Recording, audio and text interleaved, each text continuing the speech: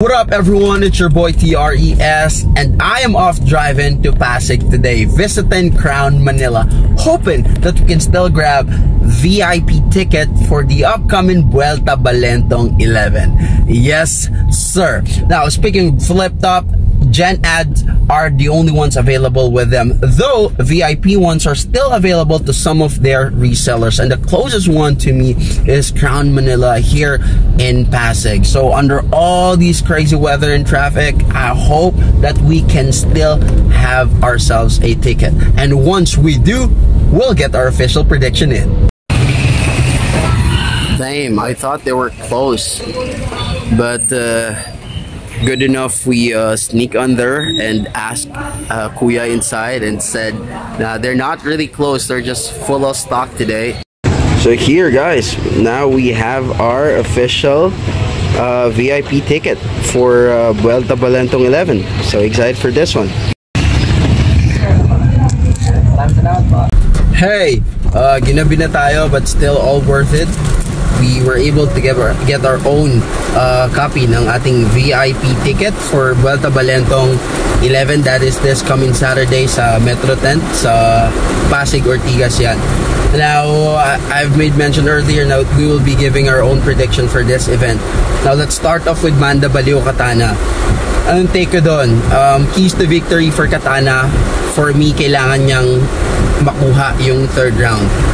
I would say na dapat ilagay niya yung strongest round niya sa third round, kasi obvious kay Manda Baliw yung kanyang material construction, yung pinakamalakas na round niyan lalagay niya sa first round, and then yung second sa second round, and then the weakest round ng kanyang material is nilalagay niya sa third round. Ngayon kung makukuha yon ni Katana, mas magiging equal yung yung playing field, dahil kung kay Manda Baliw man yung first round, masisigurado niya sa kanyang third round. So, ang paglalabanan na lang nila is yung second round. So, to me, a keys to victory for Katana is make sure na yung second at saka yung third round niya is very compelling para ma-convince yung mga judge that this could be his game or his night.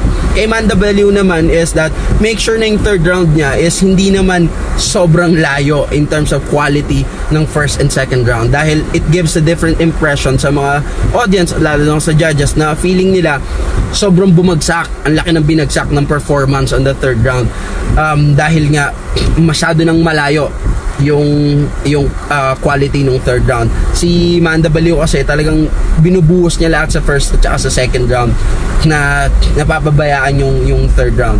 Kaya kung maididikit niya yung third round niya in terms of quality sa kanyang, hindi sa pinakamalakas niya na round, at least doon na second best round niya, maididikit niya doon kahit konti, at least it would be enough to seal yung kanyang victory on this night, dahil mahirap agawin yung first round kay Manda Baliw. Both jokers, si Manda Baliw mas madaling maintindihan yung jokes niya dahil very straight and straightforward, 1-2 and one-liner.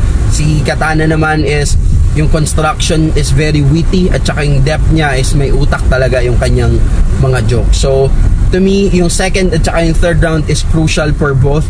But if I am Katana getting in this battle with as the underdog, I will make sure na makuha ko convincingly yung third round. Now, Husky Cripply, keys to victory para sa akin kay Husky is that wag niyang i-experiment naman yung kanyang third round, dahil nakita na natin yan as his downfall nung laban nila ni Invictus, na masyado siyang nag-experiment, 'di ba, sa kanyang mga rounds, lalo na yung third round. So going against a guy like Cripply, it is a very bad idea, dahil si Cripply, he plays within his strength. Yun yung kagandahan kay Cripply. Sabi ng iba, he lacks the versatility daw, at saka yung depth, dahil hindi siya nagtatry ng ibang mga angulo or ibang style. I respect him for just staying within his lane and talagang doubling down on his strength, dahil yung mindset ni Cripply is that authenticity and talaga focus on victory. If this is my strength, I'll double down on it and make sure na mapolish ko kung saan ako malakas. And consistent siya on that one. Si Husky naman, I respect his heart as an artist na mag-try, 'di ba? Sumubok at explore ng iba't ibang style of writing or atake or approach. But I don't think that this is the right battle or the right place for that. Dahil si Kripley, yung shock value, yung surprise, talagang element of surprise is always on him. Laging merong something up of his sleeve. Ito si Kripley. So going in this battle, lalo galing sa talo, 'di ba, kay Fruits, I think si Kripley magsisigurado siya on this one. So si Husky dapat play within his own strength as well, which is storytelling at saka yung magandang setup ng jokes. It will be a good fight na he can bring against Kripley.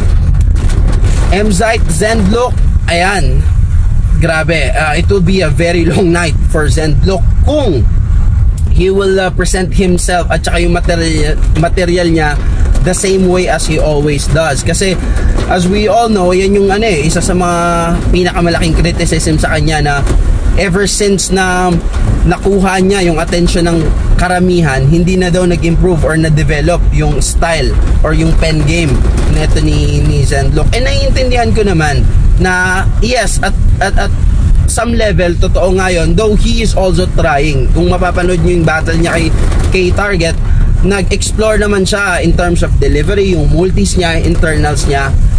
Second round yata yun, maganda. But will that be enough? Kasi kailangan niyang gawin yung second round niya yata yun yung maraming multi kay Target. Kailangan yung material niya na ipepresent laban kay Mzite, yung ganon all 3 rounds. Still, will that be enough to close the gap in terms of pen game depth at saka yung lawak ng versatility ni Mzite? Dahil si Mzite magaling siya on both sa jokes at saka sa bars, especially with this new adapted writing style, which is the train of thoughts galing kay GL, plus yung momentum niya na yung mga panalo niya always coming from big names. And since when was the last time na natalo si Mzite, 'di ba? Parang closest na yata yung kay Kripley. So yung momentum talaga really is on Mzite's favor. So it is going to be a big task for Zendlok. So keys to victory is bigyan niya tayo ng bago in terms of kanyang kahit na hindi na yung concept at least yung presentation niya. Dapat yung parang second round niya kay Target, all 3 rounds at least maging close man lang yung battle. Kay Mzite naman, to me, hindi ko sinasabing cakewalk ito, but this is going to be a good opportunity para ipakita sa mga tao yung difference nila ni GL. Though they may be though he may have adopted yung writing style ni GL na train of thoughts, but he could double down naman sa jokes, which is another strength ni Mzite na hindi masyado ni GL. So kung mabibigyan niya ng clear distinction yung difference nila na yun, I think lalayo na yung concept or yung isip ng mga tao about him lang na biting the style of GL, dahil may papakita siya na something na hindi normally ginagawa or hindi strength ng GL. Now going on to the Isabuhay semis. Ayan, Vitrum Slack1. This is a close fight dahil siya style clash talaga to. Isang jokes at isa namang bars. Yung keys to victory ni Slack1? Magandang creative na angulo, convincing na angulo actually. Dahil yung jokes nandun na Si Vitrum naman, yung angulo niya and yung kanyang writing style is mas direct at mas fitting sa isang tournament. So kung magiging convincing ang mga anggulong aatakihin ni Slack1 hanggang 3rd round, he could win this one. Kay Vitrum naman, I think he needed a polished presentation in terms of technicalities. Parang ginawa ni Fruz laban kay kay Cripply. Yung ganon, hindi yung technicalities ng bars, ng metaphors, ng reference, hindi yon. But yung delivery, yung stitching, yung multi, dahil yung bars and all that meron na si Vitrum noon eh. I think it's more of the technicality of the presentation. Kung may pe-present niya yun as polished, as Frus nung ginawa niya kay Cripply, I think it could be Vitrum sa night, sa semis on Saturday. Now, dito naman tayo sa pinaka-inaabangan na battle ng lahat, no? GL EJ Power. Man, sobrang close neto.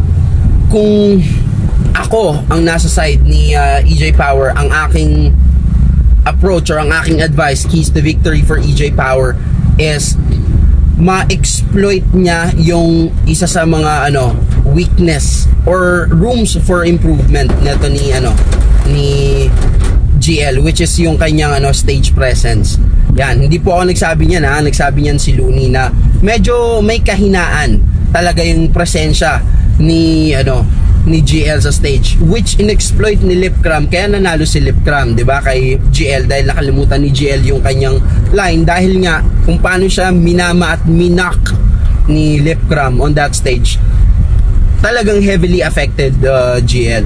So I think kung kayang ma-execute yon ni EJ Power on a heavier or more in-depth way,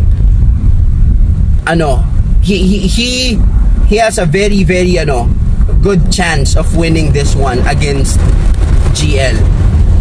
Kung niya yun, ma-establish niya yon na siya yung authority figure sa mata ng lahat ng tao at ng judges at that night. Kay GL naman, more of his hindi yung not to be pushed around but yung katulad ng ginawa niya kay Sorhenyo, dahil si Sorhenyo, di ba, talagang minama siya doon, but yung presentation kasi doon ni GL is writing, showcase niya sa lahat kung ano yung difference between his pen game and Sorhenyo's pen game, kung gaano kalayo at kung gaano niya kalinaw na ipakita at na ipaliwanag sa lahat yon. Kung ganon yung magiging atake niya kay EJ Power, dahil si EJ Power, maganda naman talaga din yung mga atake ni EJ Power, lalo yung huli niyang battle, di ba, kay Romano, ganda ng mga references niya doon. But I think iba talaga yung sulat ni GL, at kung mas mas maipe-present niya, may ipapakita niya sa atin lahat yung difference na yun, yung distinction na yun, it will be a good night for him. Convincing lang talaga dapat yung maging choice of angle na gagamitin, paano niya ipe-present yun. Ngayon, Sinyo Shernan naman. Okay, Sinyo Shernan, I think si Shernan, ang kanyang key to victory is that parang si Cripply, dapat he should stay on his strength. Si Shernan kasi minsan syempre bilang artist, meron din siyang desire na i-showcase ano ba yung kaya pa niyang gawin. Katulad ng, di ba, may mga battle siya na yung third round niya, ginagawa niyang seryoso, real talk and all that. I think hindi siya magiging ganun ka-effective laban kay Sinyo, dahil kahit natalo si Sinyo galing kay Apex, yung anticipation ng mga tao psychologically na kay Sinyo. So kung ano sabihin ni Sinyo, mas convincing at mas kapani-paniwala sa kanila. So kung aatakihin yun ni Shernan ng ganon, he is going to go against the belief of the masses, ng mga tao. So parang he is going to pick a fight against the audience. So I don't think it's a wise idea to do that. I believe that what's good for him to win this one is to stick on his strength. Kung kaya niyang magbigay ng classic na Shernan na may mga biglang pasabog, pakulo, surprises, first, second, and third round, lalo sa third round, he can bag this one. Kay Sinyo naman, man, Sinyo has to deliver kung ano yung expectation ng mga tao sa kanya, and that is 1-2 one-liner, 1-2 one-liner. And si Cripply at saka si Sinyo, halos parehas yung style of comedy nila at saka yung pen game nila. Mas angat nga lang talaga yung kay Sinyo in terms of entertainment. Kaya kung yung masusway ni Sinyo yung kilite, or masusway niya yung mga tao to stay on that funny bone. Talagang yung kiliti ng mga tao mahawakan niya, lalo ng mga judges. It would be a very challenging night para kay Shernan. Dahil going into this one, again, ang inaabangan ng mga tao dito is si Sinyo talaga. And I don't think na ibibigay ni Sinyo yung back-to-back na talo. Nag-guess nyo, coming from Apex. So, hindi to easy task, but to me, ang key to victory dito ni Sinyo is that, keep everyone on the edge ng kanilang seat in terms of entertainment, which he always does. Ganun naman. Kasi lahat ng talo niya, mapapansin nyo, meron siyang binibigay na round. Kahit yung kay Flickchi, di ba? Meron siyang binibigay na round na hindi niya tinodo or hindi niya nahati ng maayos yung distribution ng mga jokes niya. Mayroong nakulangan dito sa round na to, kaya nasilat siya ni Flickchi. I think hindi niya po pwedeng gawin yun kay Shernan. Si Shernan naman, he has to stay away from that yung sermon, real talk, at saka ano na yan muna for now, dahil he's just gonna pick up a stone, pupukpok niya sa ulo niya dahil kalaban niya yung crowd on this one. So my picks on this one, Manda Baliw Katana, I would have to go with Manda Baliw on this one. Slight edge on him. I believe yung showmanship ni Manda Baliw is mas effective siya, at saka mas nare-relay nito yung objective in terms of comedy ni Manda Baliw kaysa kay Katana. Si Katana, maganda yung mga jokes niya, talaga nakakatawa, pero minsan natutulugan dahil nga matalino. Pang matalino yung mga witty, yung mga jokes niya. So Manda Baliw yung slapsticks comedy na ganyan, I think he has the edge on that. So I am giving my vote na feeling ko Manda Baliw yun. Si Cripply Husky naman, I would have to go with Cripply on this one dahil mas trip ko yung yung pagpe-present ni Cripply ng kanyang material, lalo sa comedy, dahil very authentic at hindi siya mahirap nguyain. Hindi siya mahirap nguyain na makakasunod ka mula sa simula hanggang sa dulo, paano siya napunta dun sa angulo na yon, bakit yun yung sinabi niya. Hindi katulad nung iba na comedy tas bigla magsiseryoso, comedy magsiseryoso. Ang hirap nguyain kung nasa na ba, mahirap sundan. M-Zide Zenlock, I have to go with Zenlock. I have to go with M-Zide on this one. I think Zenlock still has to develop and improve on para maungusan or mahigitan yung level ngayon ni M-Zide, dahil si M-Zide talaga peak siya ngayon, and yung sulat ni M-Zide ngayon is hindi basta-basta. He is, to me, talagang talent, and then writing style, yung kanyang what he has and what he present really is heavyweight talaga. Now Slack 1 Vitroom, ito could go either way. Again, by preference Vitroom ako, dahil feeling ko mas tournament fitting yung sulat ni at saka yung atake ni Vitroom rather than kay Slack 1. Though si Slack 1 nga daw yung dark horse na itong tournament, mas mas direkta lang sa kalaban at mas pang tournament para sa akin yung pen game na pinapamalas ni Vitroom simula pa nung tournament na ito. EJ Power, GL, by personal preference again, GL. Yan, I think GL really is the uncrowned king of isa buhay. Sabi nga nila. I know that's so much to claim about, pero I believe na mas kayang panindigan ni GL yung keys to victory na meron siya than kay EJ Power, dahil si EJ Power hindi naman talaga siya kilala bilang bully. Diba? Kaya nga nagulat tayo lahat ng battle nila Romano dahil nanibago tayo, hindi naman talaga siya kilalang ganon. But kung ganon man yung maging approach niya, which is again pampanalo, good job on EJ on that one. But personally, mas preferred ko yung sulat ni GL, and ano siya, it is a whole new level of artistry in this current in the current weather ng ng battle. Sinyo Shernan, okay, I would have to give the slight edge kay Sinyo on this one. Again, feeling ko hindi ibibigay ni Sinyo basta-basta yung back-to-back na talo, no? And yung anticipation kagad ng mga tao nasa kanya na, so yung mga tao na kagad sa kanya. Sorry for the word, medyo bias na kagad kay Sinyo going on to this one. But hindi ko pa rin naman tutulugan yung kay Shernan dahil again, if we are forgetting, tinalo ni Shernan si Balakid nung prime ni Balakid. So yun nga yung sinasabi ko kanina na yung element of surprise. Kapag yun ay na-present ng maayos or na bullseye ni Shernan on this battle, pwedeng ma-disappoint niya dito si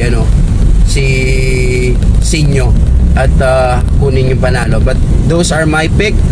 I hope to see you guys on Saturday, Metro Tent, Pasig, Ortigas. Yan. Gates open at 3 p.m. Ang battle starts at 5 p.m. So medyo maaga. See you guys there, and let's enjoy and supportang tunay, sabi nga Eric.